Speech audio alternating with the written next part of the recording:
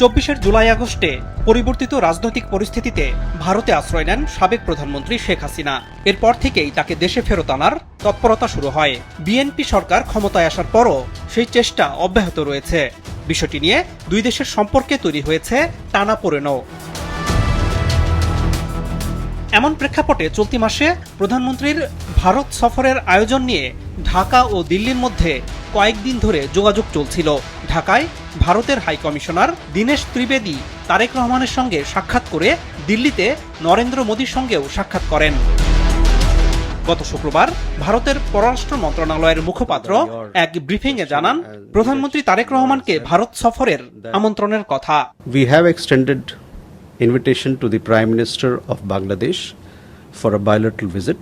We've also extended an invitation to the Prime Minister of Bangladesh for a visit to India for the outreach session of the BRICS Summit. আজ বাংলাদেশের পক্ষ থেকে জানানো হয়, প্রধানমন্ত্রীর সম্ভাব্য দ্বিপক্ষীয় সফর নিয়ে বাংলাদেশ ও ভারতের কর্মকর্তারা গত কয়েক সপ্তাহ ধরে যোগাযোগ করছেন। তবে সম্প্রতি দিল্লিতে শেখ হাসিনার প্রকাশ্য বক্তব্যের পর এই প্রক্রিয়ায় কিছুটা বিঘ্ন ঘটেছে। প্রধানমন্ত্রীর ভারত সফরের জন্য তাই অনুকূল পরিবেশ তৈরির আহ্বান জানিয়েছে Dhaka.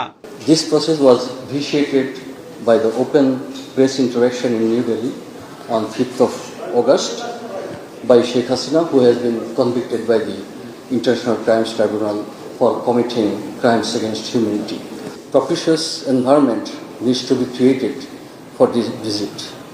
To this end, we have requested the Indian authorities to expeditiously act on our request to extradite Sheikh Hasina and other fugitive criminals, and to hand over Bangladesh the accused killers of Shahid Sharif Osman Hadi in compliance with our bilateral extradition treaty. We are awaiting their response. Bangladesh প্রথম এই নীতি অব্যাহত রাখার দিকটি পুনর্ব্যক্ত করেন পররাষ্ট্র মন্ত্রণালয়ের মুখপাত্র। We reiterate that we will continue to pursue our Bangladesh first policy to promote friendly bilateral relations with other countries, including our neighbors, on the basis of sovereign equality, national dignity, non-interference in each other's internal affairs. এদিকে মানবতা বিরোধী অপরাধে মৃত্যুদণ্ডপ্রাপ্ত শেখ হাসিনার প্রত্যর্পণের বিষয়ে সিদ্ধান্ত নেবে ভারতীয় আদালত, এমন খবর দিয়েছে দেশটির গণমাধ্যম ইন্ডিয়ান এক্সপ্রেস।